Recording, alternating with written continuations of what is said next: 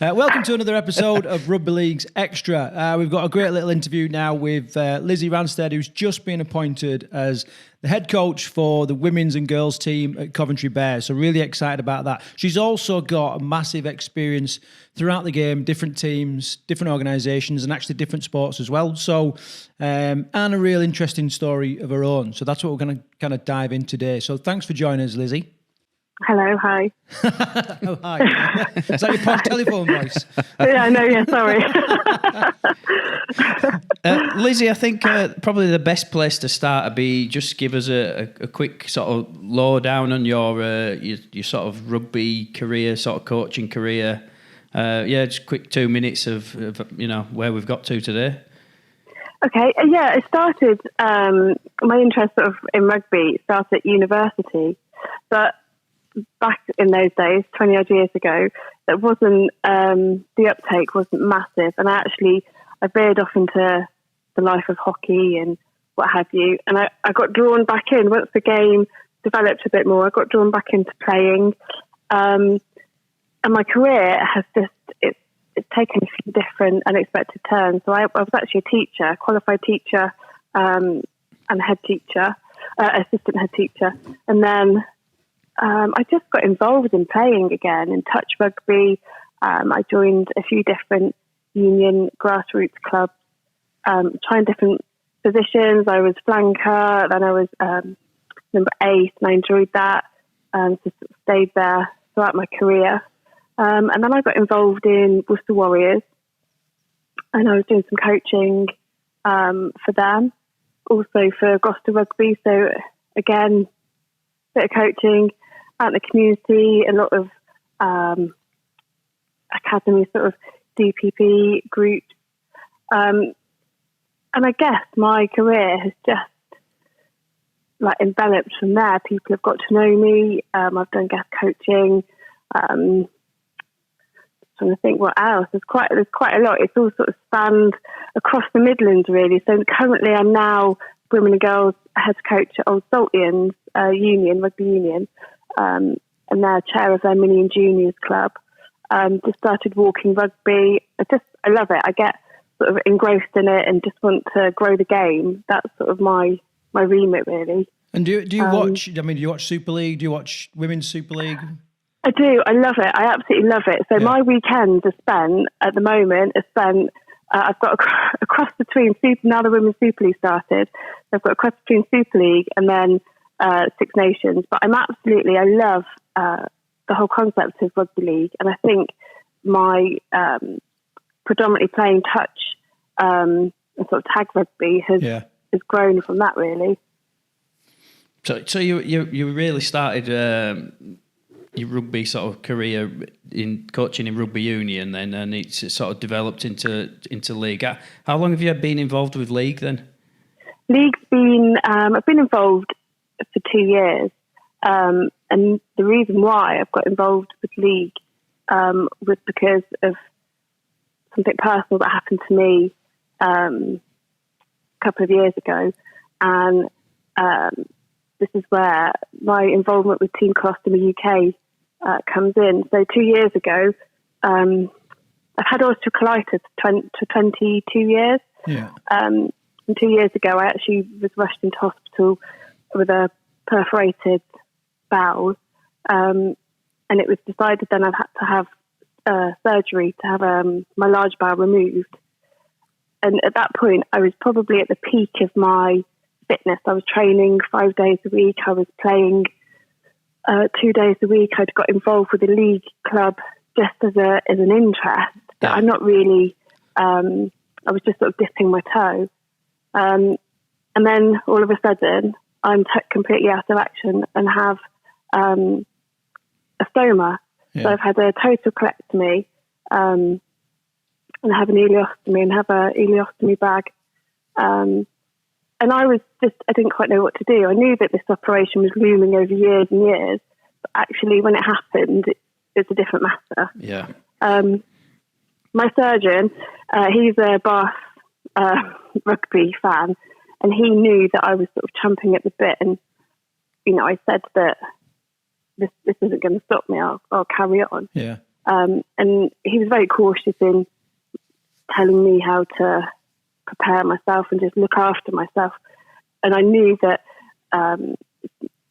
recovery would take a while. It would take a few months. So I started looking on the internet about if there was any clubs or groups or anything or anybody that had a stoma that played rugby. Yeah.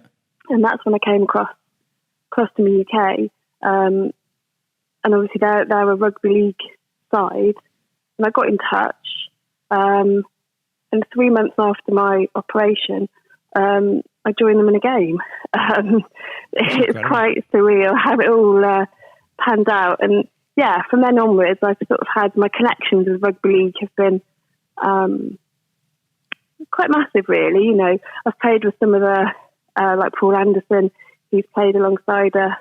And there's quite a few people that just matter of factly, Super League stars that would just come and support us, which is brilliant. I really want to kind of dive into that a little bit deeper.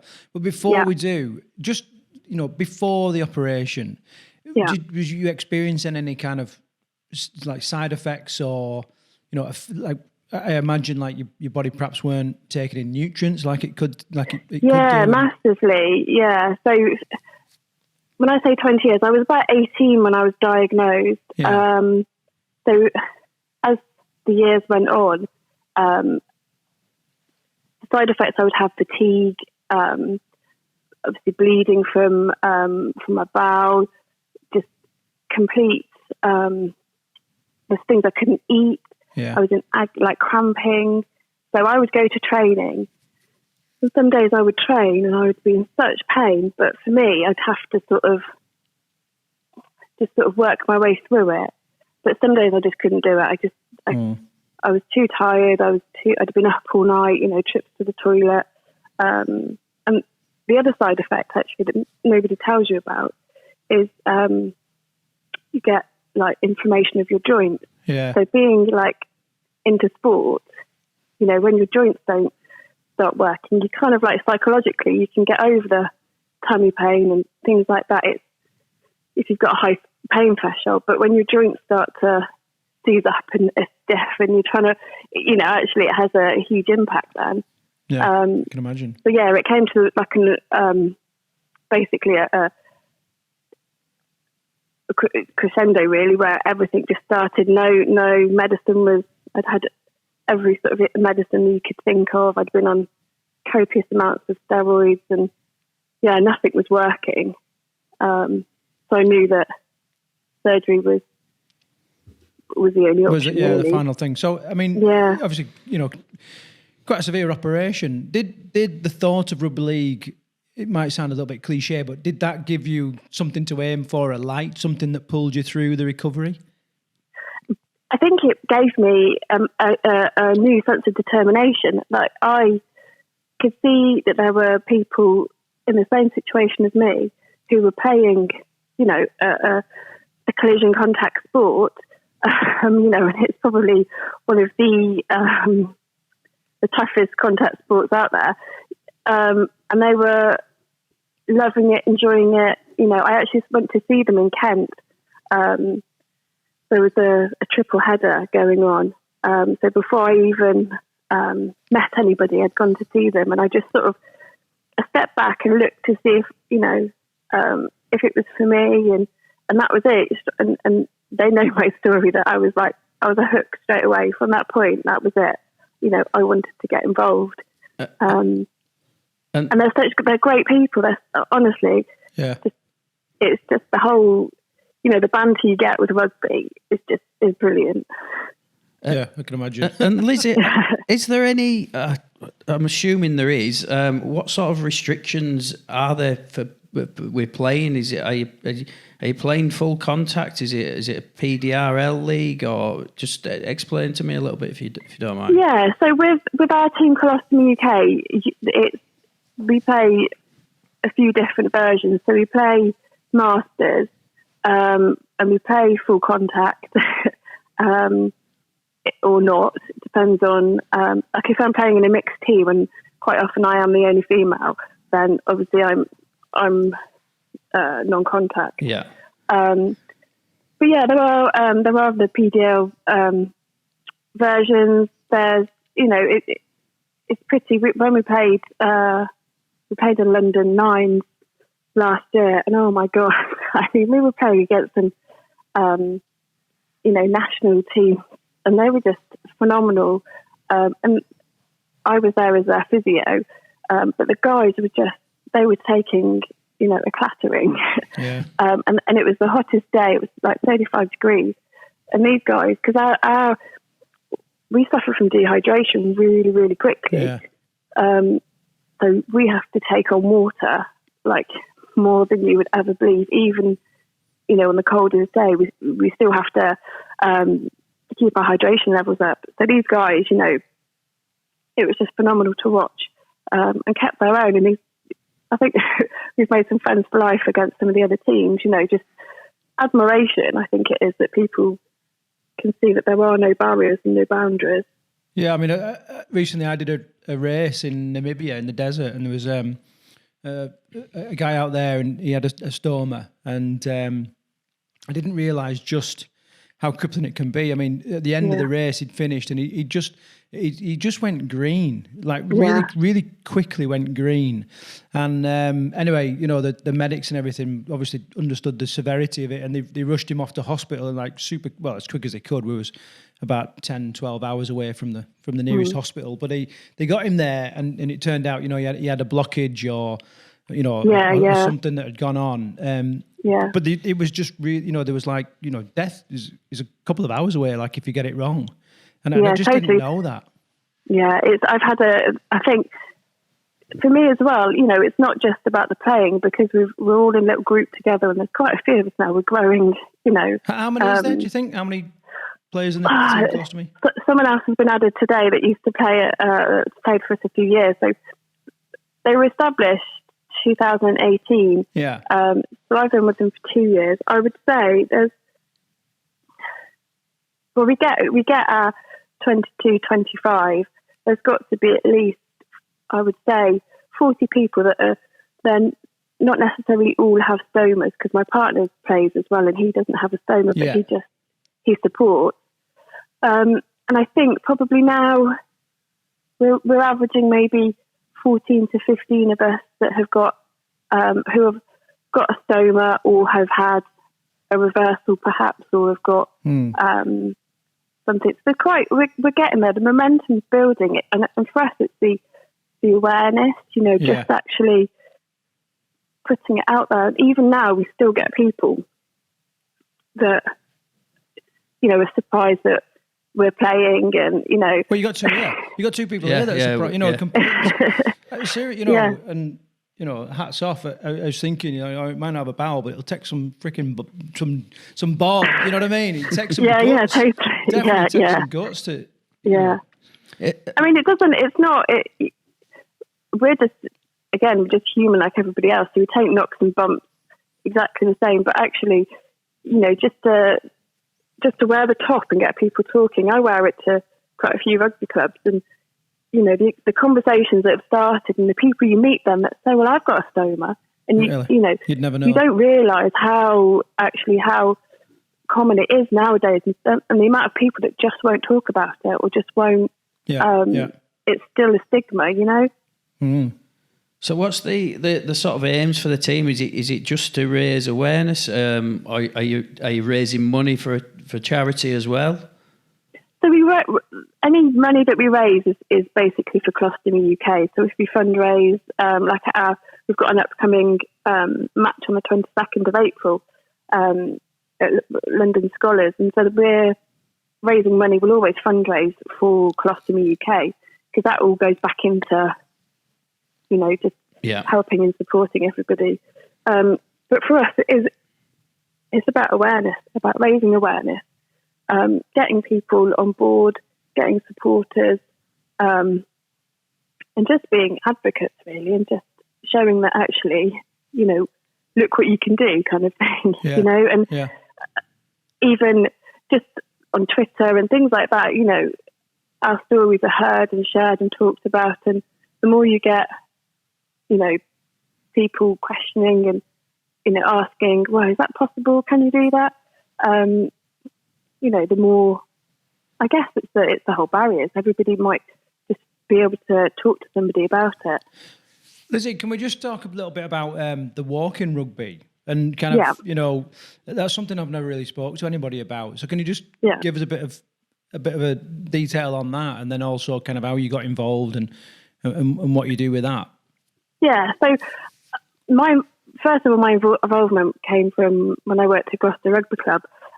We would go out into the community, predominantly aimed at those that are perhaps 50 and above, that are maybe retired, want to get a little bit active, or just, used to play any form of rugby, and just want to get into something but not quite, a vets team kind of thing.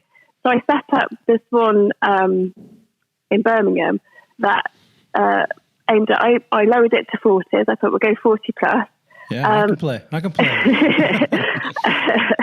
And then it's basically, we're sort of establishing a little team of ex-players that, they've still got the competitive element, and they still want to have that feeling of scoring a try and stuff, but it's just a slowed down version and a gentler pace. What rules do you play? Is it like a version of tag rugby or touch rugby, essentially, but walking? It's a version of touch rugby, so two-handed touch, and then instead of bending over to score a try, you can just walk over the line as long as one foot always has to be on the ground. So just to slow you down a bit, so you don't get the quick pace. You get your knock-ons,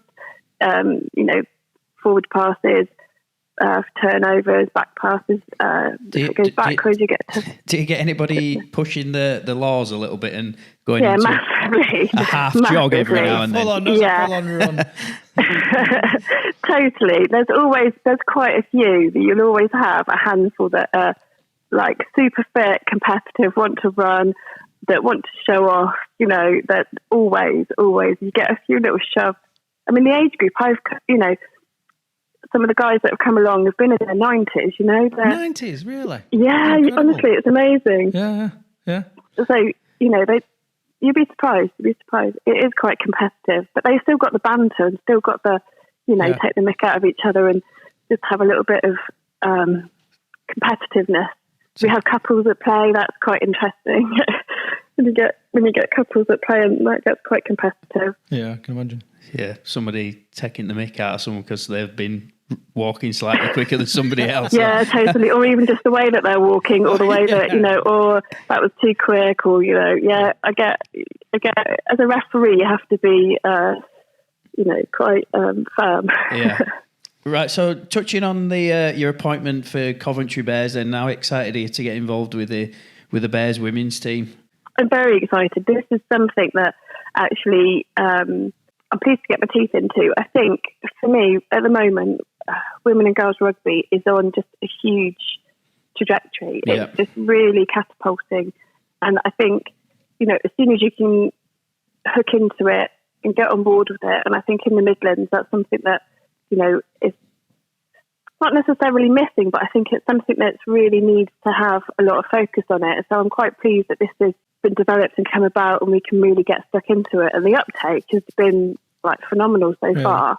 And we start in a couple of weeks training, so it's quite exciting to see how this can then develop over the next couple of years. Well, there's a lot of ripples, like Karl and I, just being around the game in the Midlands, there's a lot of ripples in the Midlands for, women's and girls rugby league. So, have you got games lined up? Is there a league organised? Kind of, what's the status right now? Yeah, so we've got, for the women, for the age 16 plus, we've got the Women's Super League Midlands, and training kicks off in couple of weeks on the 21st, and then we've got games coming up over the summer. So we've got all the matches are there ready.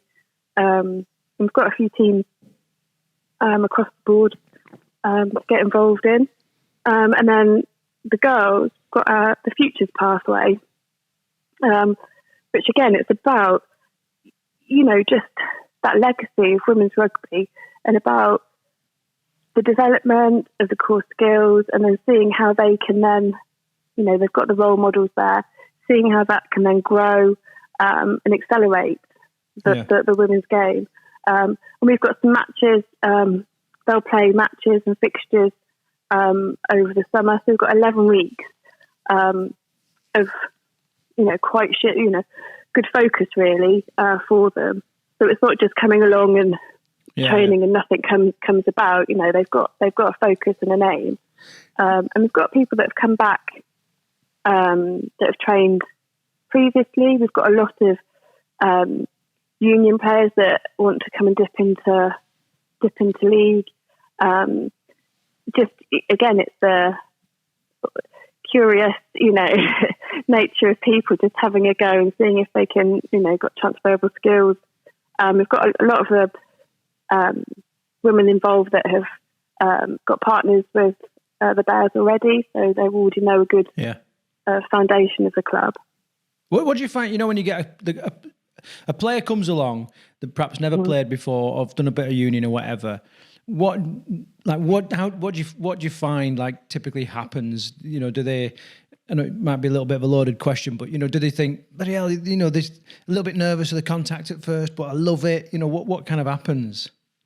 I think there's a misconception about the contact side of things. I think, and I get this across the board, is that they really want to get involved in it, but actually frightened of it. So they're a little bit nervous.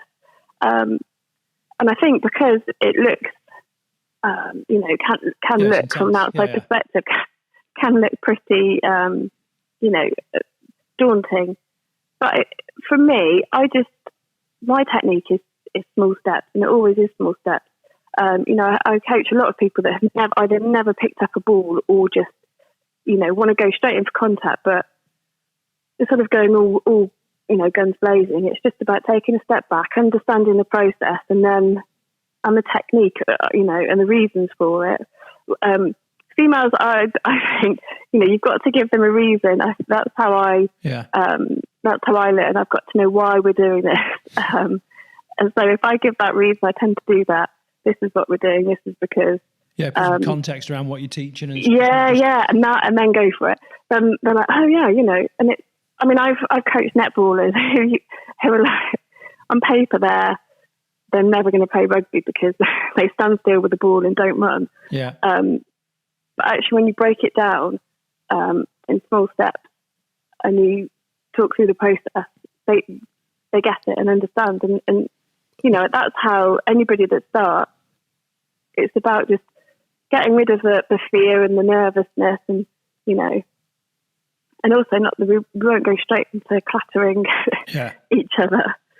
Do you find you've recruited many people from netball? Because there are a number of core skills there, aren't there, that develop quite well into rugby league?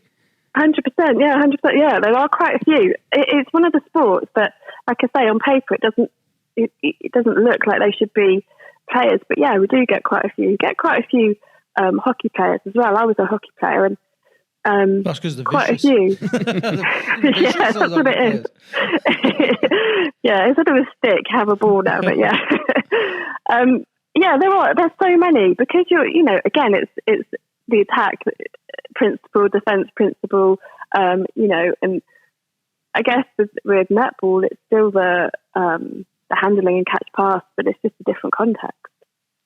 Lizzie, it's been great talking. I mean, you're definitely on the cold face of women's and girls rugby league there, in the Midlands, and it's good to hear that there's passionate people that are driving it forward, and then add the stuff on, with Team Colostomy UK and the walking rugby and all that kind of stuff. You sound like an absolute angel that's really making waves in the game in the Midlands. So good effort on that. If we could give Team Colostomy the upcoming game a massive plug.